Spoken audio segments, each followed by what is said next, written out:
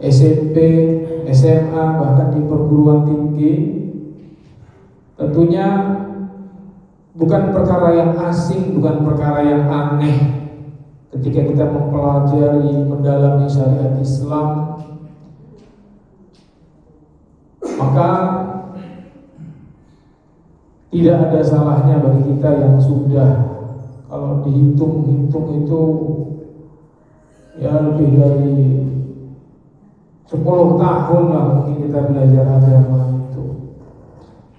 Maka dalam kesempatan ini saya akan mengajak Bapak Ibu rekan-rekan sekalian untuk kita mengingat-ingat pelajaran kita. Kemarin kita sudah melewati pembahasan bahwasanya Allah menciptakan kita untuk satu tujuan, yaitu apa Bapak Ibu? Beribadah. Cuma untuk tujuan itu kita diciptakan, bukan tujuan yang lainnya. Dan juga sudah kita sebutkan bahwasanya ibadah itu definisinya, kandungannya, maknanya dengan makna yang luas, dan sudah kita jelaskan secara garis besar pada pertemuan kemarin. Nah, pada kesempatan ini saya ingin mengajak Bapak Ibu untuk mengingat-ingat pelajaran tentang beramal soleh. Kalau bahasa Indonesianya itu berbuat kebaikan. Jadi amal soleh itu bahasa Arab, bahasa Indonesianya berbuat kebaikan. Tentunya bukan hanya agama Islam yang mengajak kita untuk berbuat kebaikan. Semua agama mengajarkan hal itu. Akan tetapi Islam ini lebih menekankan lagi. Karena memang jargonnya Islam sesuai dengan namanya, aslama yuslimu islaman, itu agama yang cinta damai, agama yang menebarkan kedamaian. Maka kita boleh perhatikan, ya, di satu negara kalau penduduknya mayoritas Muslim, insya Allah, ya, insya Allah keamanan, kedamaian itu akan terjalin, ya. Tapi kalau di satu negara Muslim jadi minoritas, kita banyak mendengar kaum muslimin itu dipersekusi, di Rohingya, kaum muslimin diusir, ya, di Bali, bukan di Bali, di India, ya, karena mereka minoritas, mereka pun dipersekusi dan seterusnya. Nah, dalam kesempatan ini saya ingin mengajak Bapak Ibu semua untuk yuk kita tingkatkan berbuat kebaikan. Berbuat kebaikan yang lebih ditekankan di sini untuk siapa? Hablum minan nas. Untuk vertikal sesama kita. Ya. Siapapun orangnya, apapun status sosialnya, jabatan, pangkat dan kedudukannya, status ekonominya, maka dia berhak untuk mendapatkan perlakuan baik. Karena perlakuan baik, amal soleh itu akan selalu mendapatkan catatan di hadapan Allah.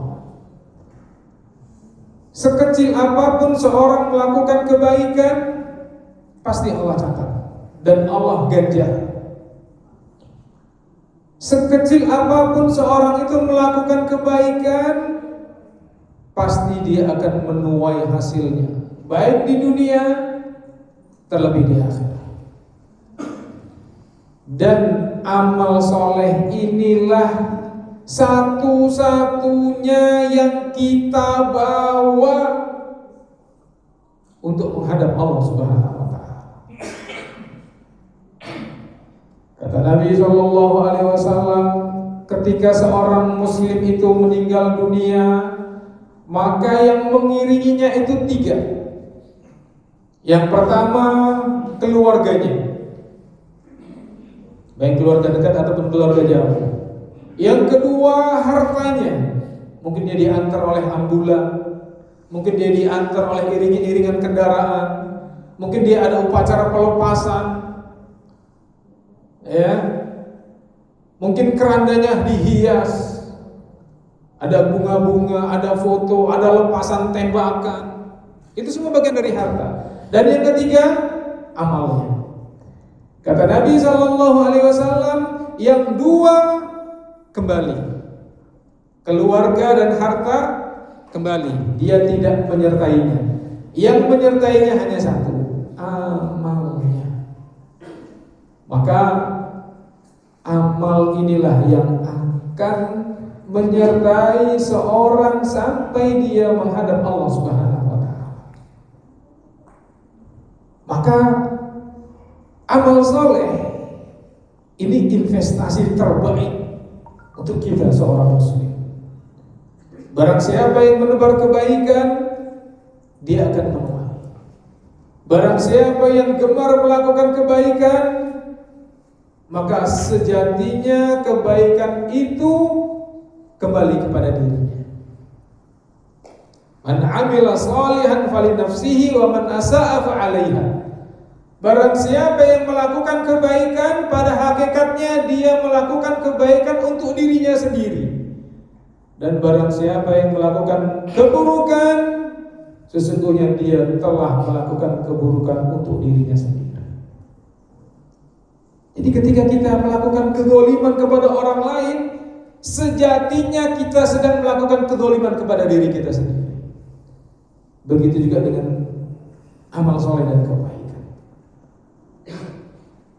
Kalau orang sering menyebutnya dengan hukum karma, meskipun istilah itu di dalam Islam gak ada, tapi itu ada.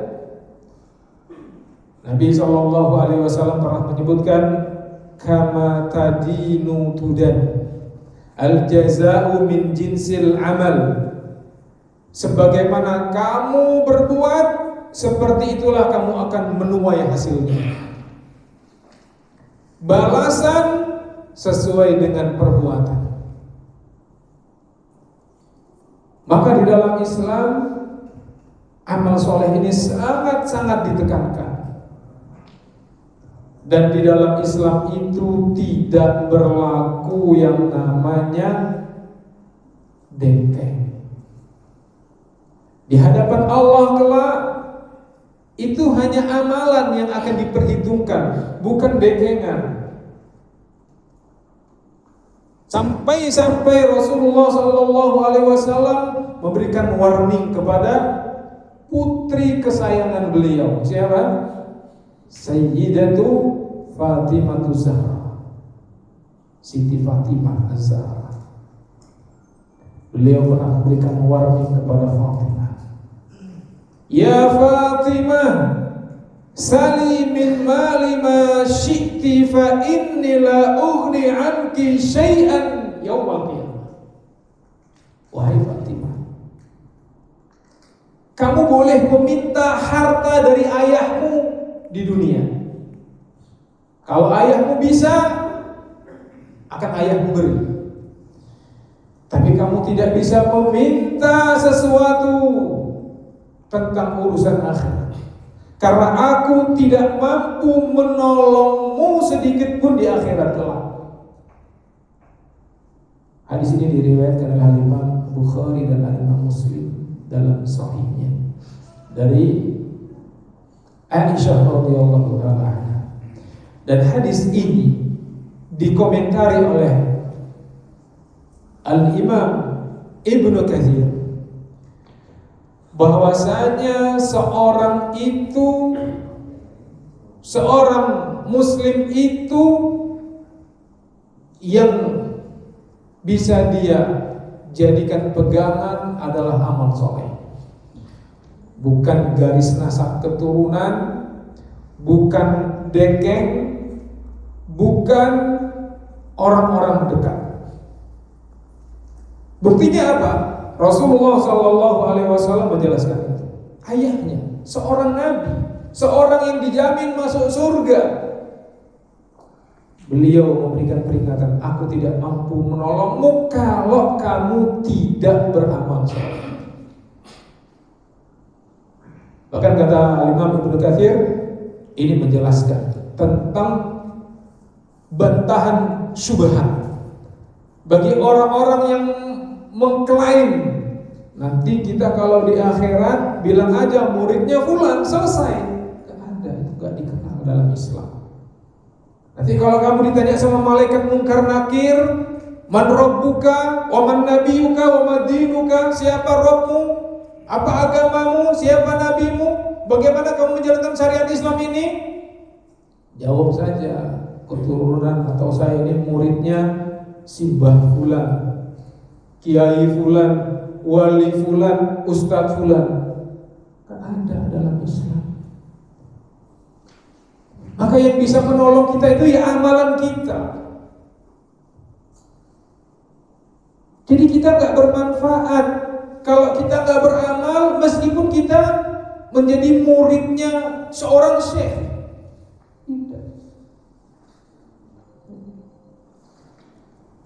Tidak akan bermanfaat. Dan ini merupakan pembodohan. Gak mungkin.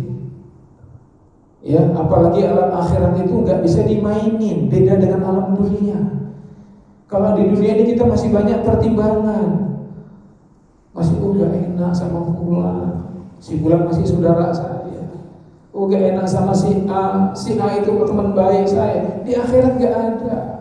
Kita lihat peristiwa banjirnya di zaman Nabi Nuh. Siapa yang Allah tenggelamkan? Anaknya Nabi Nuh. Siapa yang Allah tenggelamkan? Istrinya Nabi Nuh. Sampai Nabi Nuh bermohon kepada Allah, ya Rabb, fa innahu min ahli. Anakku, istriku itu bagian dari keluargaku, ya Rabb. Apa kata Allah Subhanahu wa taala? Fa innahu min laysa min ahli. Itu bukan keluargamu karena dia enggak beriman. Bayangkan. Maka kita nggak boleh bersandar kepada nasab. Saya mah keturunan ajengan, ya, bapak saya kiai, bapak saya ustadz, bapak saya wali. Saya mah bebas. Nanti saya kalau di akhirat saya bisa pakai nama mereka, selesai. Nggak bisa, nggak ada. Istilah itu nggak ada. Maka kata Nabi SAW, man batta'a bihi amaluh lam yusri bihi nasabuh. Barang siapa yang di dunia amalnya itu sedikit, maka di akhirat nasabnya tidak bisa membantunya. Tentang nasabnya keturunan Nabi, ya, anak Nabi, istri Nabi, kemudian dia walaupun dia nggak beramal, terus dia bisa dimudahkan? Enggak bisa. Maka yang bisa menyelamatkan kita baik di dunia dan juga di akhirat, amal. Dan agama Islam itu agama yang menuntut kita untuk beramal. Ada hadis Nabi SAW dari Sayyidina Ali bin Abi Thalib radhiyallahu anhu. Nabi SAW menyebutkan, tidaklah seorang di antara kalian kecuali telah Allah tentukan tempatnya apakah di surga, apakah di neraka. Sudah ditentukan, sudah ditakdirkan. Kemudian salah seorang sahabat berprotes kepada Rasulullah. Ya Rasulullah, kalau memang kita sudah ditentukan apakah termasuk penghuni surga ataukah termasuk penghuni neraka, ya sudah, kita pasrah aja. Kita bersandar saja dengan takdir. Oh, sudah ditentukan. Apa yang kita capek-capek? Apa kata Nabi sallallahu alaihi wasallam? La, tidak boleh kita bersandar dengan takdir. Karena kita semua tidak tahu takdir kita itu yang mana. Tapi apa kata Nabi? I'malu, beramalah kalian. Kita ini disuruh beramal saleh. Ya, kalau memang bisa permudah urusan orang, jangan dipersulit, karena itu bagian dari amal saleh.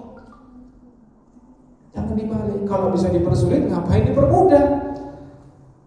Bukankah kerja kita itu ibadah? Mudahkan. Kalau memang itu dalam hal kebaikan, mudahkan. Karena itu bagian dari amal saleh. Kata Nabi sallallahu alaihi wasallam, yassiru wa la tu'assiru, basyiru wa la tunaffiru. Permudah urusan manusia, jangan kau persulit. Beri kabar gembira, jangan kau takut-takuti. Maka kata Nabi sallallahu alaihi wasallam tadi ketika hadisnya Ali bin Abi Thalib, i'malu, beramalah kalian. Jangan bersandar kepada takdir. Fa kullun muyassarun lima khuliqa. Karena seorang itu akan dimudahkan untuk beramal sesuai dengan takdirnya masing-masing. Kalau Allah takdirkan kita termasuk penghuni surga, Allah akan mudahkan kita melakukan amalan-amalan penduduk surga. Ya. Dan kita punya kekuatan untuk memilih. Allah gak memaksa kita. Kita punya irodah, punya pilihan. Seperti di hadapan saya umpamanya ini ada air mineral, ini ada snack. Saya berhak memilih. Oh, saya mau milih air lah. Oh, saya mau milih snack lah. Ya, semua kita punya kemampuan untuk memilih. Ini surga, ini neraka. Ini amalan-amalan penduduk surga, ini amalan penduduk neraka. Pilih, karena kita punya kemampuan untuk memilih. Ini 100.000, ini 10.000. Pilih. Kita mau milih yang mana? Tidak dipaksa. Ya, kita tidak dipaksa. Maka jamaah sekalian yang dirahmati oleh Allah Subhanahu wa taala, amal, lagi-lagi amal yang kita butuhkan. Karena kelak yang akan menemani kita di alam kubur, amal kita, bukan harta kita, bukan keluarga kita, bukan pasangan hidup kita yang katanya setia sehidup semati, bukan. Ada pasangan hidup yang sehidup semati. Kita mati ya dia kawin lagi. Ya. Karena itu hukum Allah. Yang menemani kita, yang setia dengan kita, yang mengangkat derajat kita di hadapan Allah, amal. Bukan keluarga, bukan harta. Maka ketika kita diamanahi satu amanah, ya Bapak Ibu di instansi kepolisian, di Polri, jadikan Polri ini sebagai ladang pahala Bapak Ibu. Jadikan pekerjaan Bapak Ibu yang mulia ini mulia di mata manusia dan mulia di mata Allah Subhanahu wa taala. Islam tidak pernah melarang umatnya untuk menjadi ASN. Islam tidak pernah melarang umatnya untuk menjadi Polri. Apapun profesinya, jadikan profesi itu untuk investasi kebaikan, amal soleh. Hanya itu yang bisa kita bawa dan yang bisa kita banggakan. Kalau jabatan Polri, ya mungkin kita mengabdi di negara ini paling lama 40 tahun, paling lama kita sudah purna. Tapi kebaikan yang kita tanam selama 40 tahun tidak ada expirednya, tidak ada masa akhirnya. Dia akan selalu kita bawa sampai bertemu dengan Allah Subhanahu wa Ta'ala.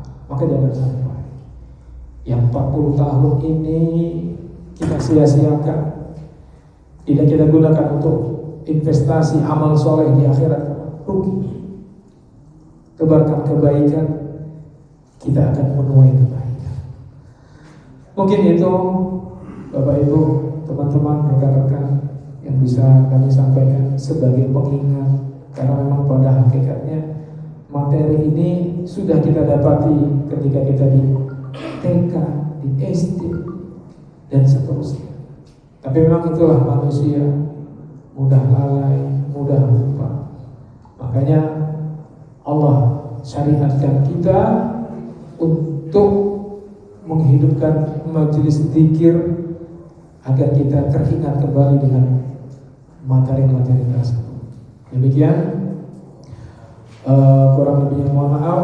Sebelum saya tutup dengan doa, mungkin Bapak Ibu ada yang ingin ditanyakan, baik seputar materi atau seputar hukum Islam yang lainnya.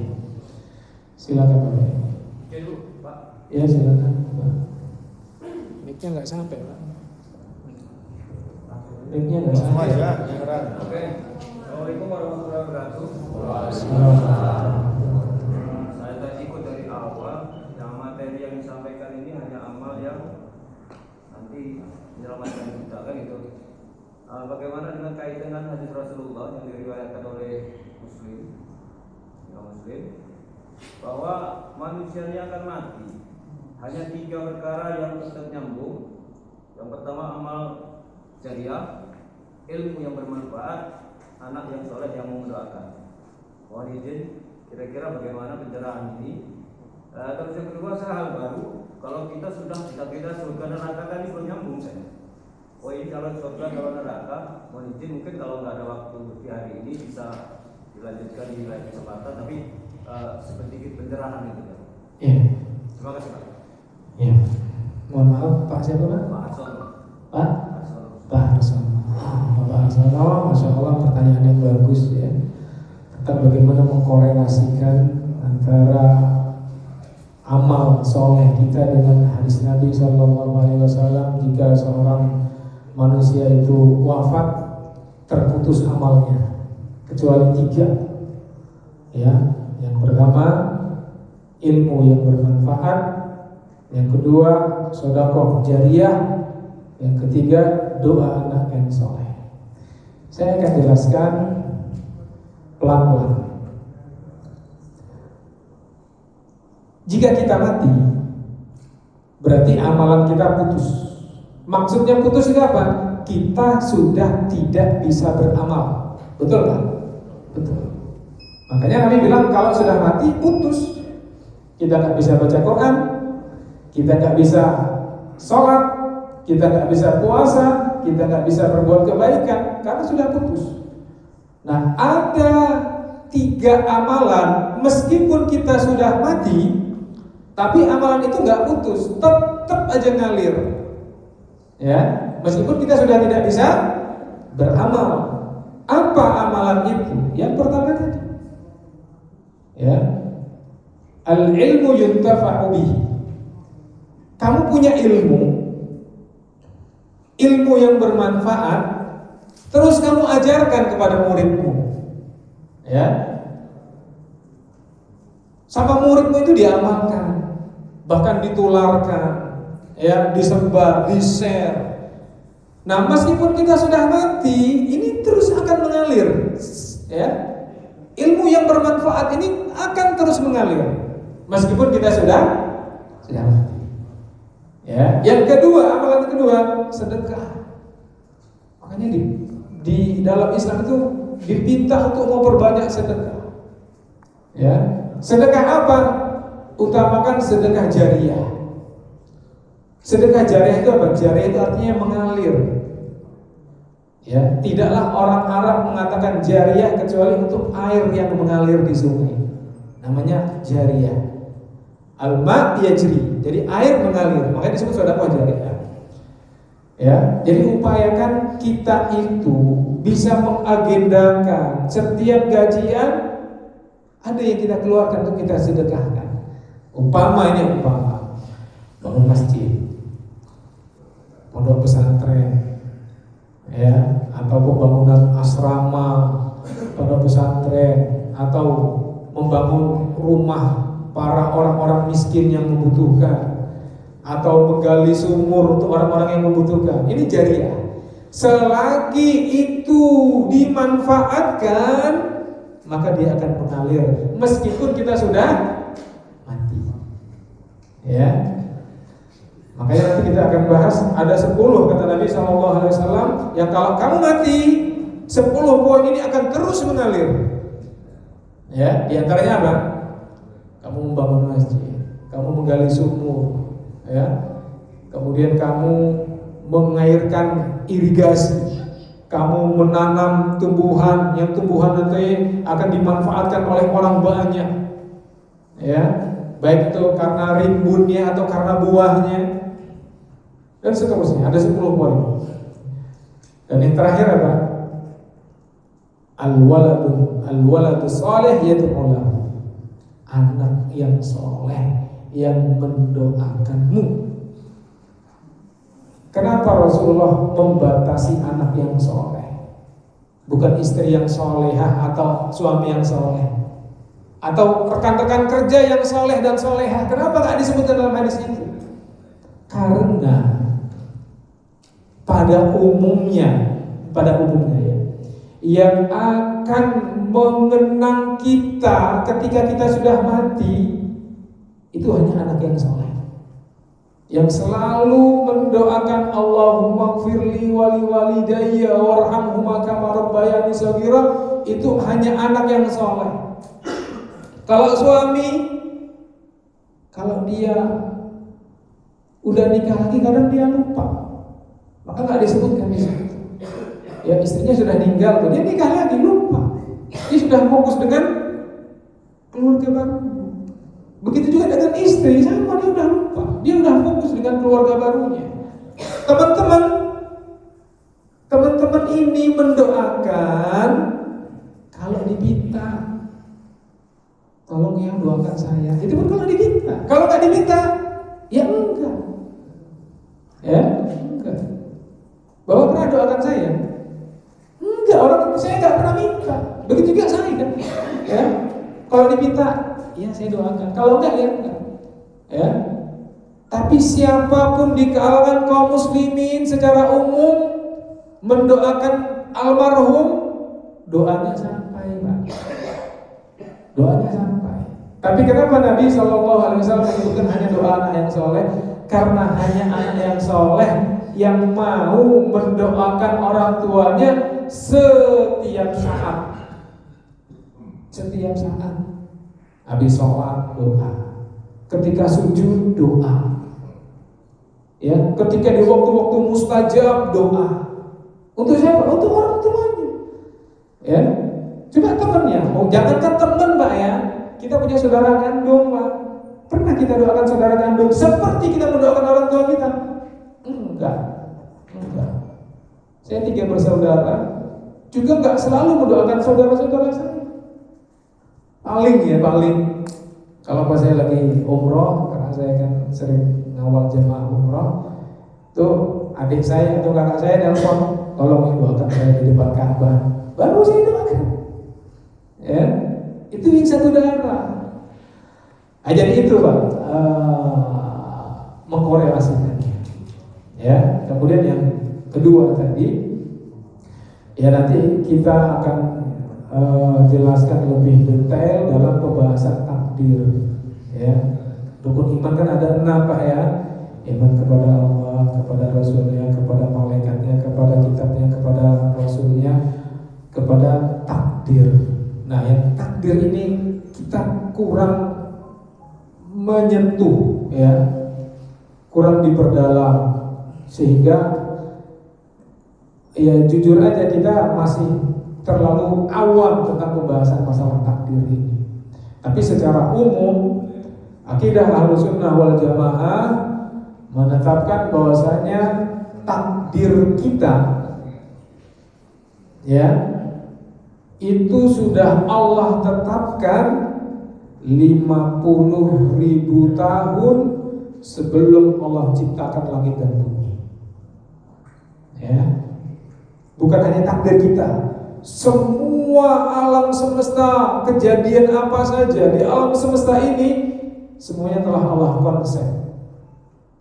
Plan-nya sudah Allah buat 50.000 tahun sebelum Allah ciptakan langit dan bumi. Itu asasnya. Penjebarannya nanti akan dibahas pada iman kepada takdir. Ya, Allahu a'lam. Mungkin itu yang bisa saya sampaikan. Saya batasi satu pertanyaan saja karena nanti lama kita akan mau aktivitas. Mari sebelum kita tutup kita mengenadahkan tangan kepada Allah Subhanahu wa taala, kita berdoa, ya, lebih khusus untuk mendoakan kita, mendoakan pemimpin kita, negeri kita, dan mendoakan keluarga kita. A'udzubillahi minasyaitonirrajim. Bismillahirrahmanirrahim. Alhamdulillahirabbil alamin. Hamdan syakirin, hamdan na'imin, hamdan yu'afi ni'amahu wa yukafi mazidah.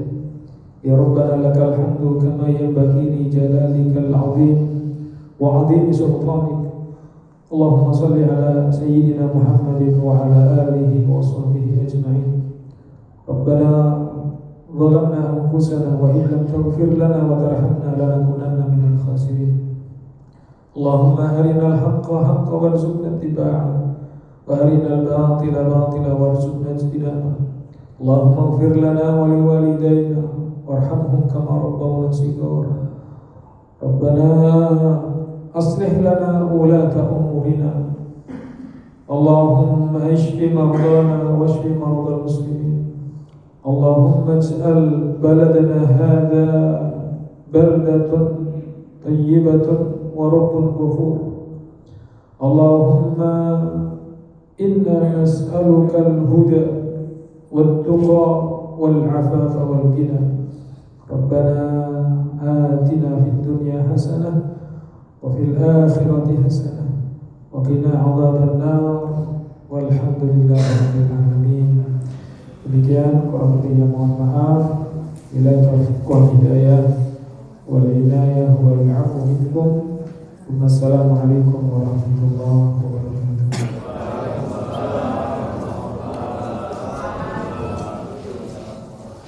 Demikian, terima kasih.